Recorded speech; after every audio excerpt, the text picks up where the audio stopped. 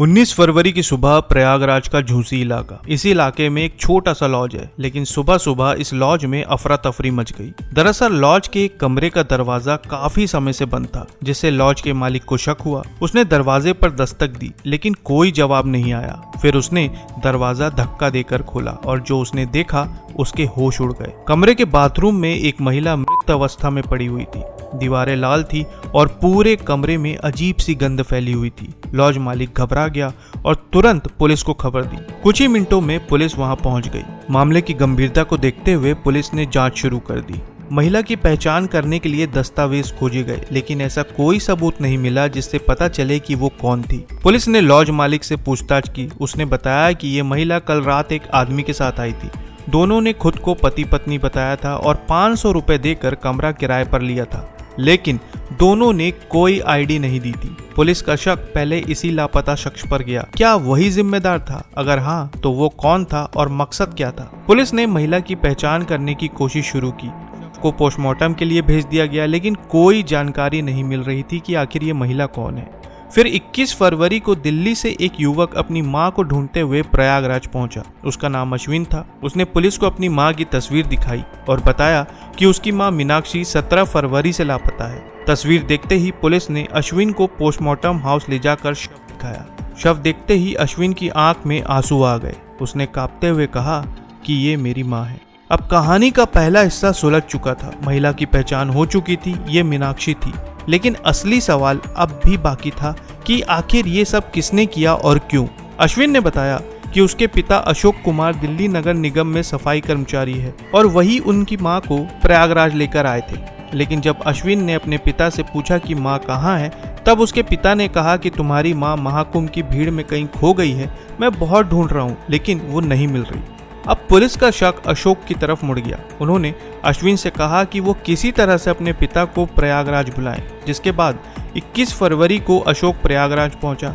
अब जैसे ही वो प्रयागराज पहुंचा, पुलिस ने उसे गिरफ्तार कर लिया और फिर शुरू हुई पूछताछ। पहले तो अशोक ने कई बातें बनाई, लेकिन जब पुलिस ने सख्ती दिखाई तो वो घबरा गया और सच्चाई बयां कर दी। उसने स्वीकार किया कि ये सब उसे ने किया था।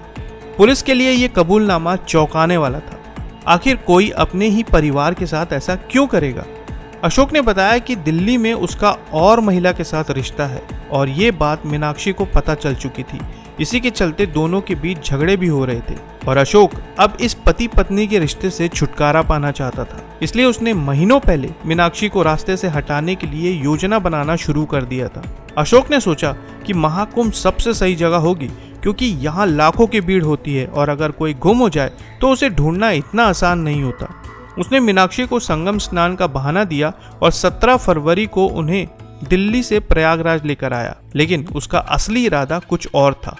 18 फरवरी को अशोक और मीनाक्षी संगम स्नान के लिए गए।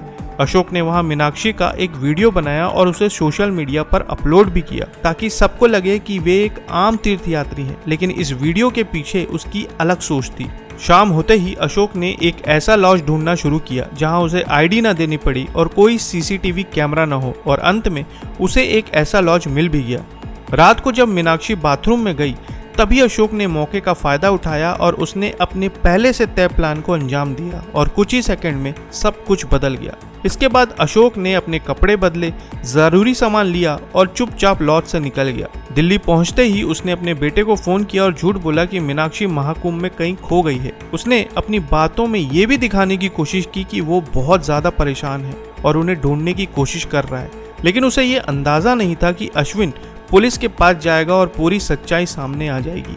पुलिस ने इस मामले को सुलझाने के लिए कई अहम सुराग जुटाए। पुलिस ने सीसीटीवी फुटेज खंगाले जिसमें अशोक और मीनाक्षी लॉज जाते हुए दिखे। जब पुलिस ने अशोक से सख्ती से पूछताछ की तो उसका झूठ ज्यादा देर तक टिक नहीं पाया और उसने अपना गुनाह कबूल कर लिया। अशोक के कबूलनामे के बाद पुलिस ने उसके खिलाफ मामला दर्ज कर लिया है। उसके पास से संदिग्ध कपड़े, अन्य सामान और उसका मोबाइल फोन भी जब्त कर लिया गया है। अशोक को लगा कि उसकी योजना इतनी परफेक्ट है कि कोई उसे पकड़ नहीं पाएगा, लेकिन अपराध कितना भी चालाकी से किया जाए, सच सामने आ ही जाता है। जो भी हो, ये मामला इस बात का सबूत है कि कोई भी कितना भी सावधानी से इस तरह की योजना बनाए, कानून के हाथ से बचना नामुमकिन है। सच हमेशा सामने आ ही जाता है।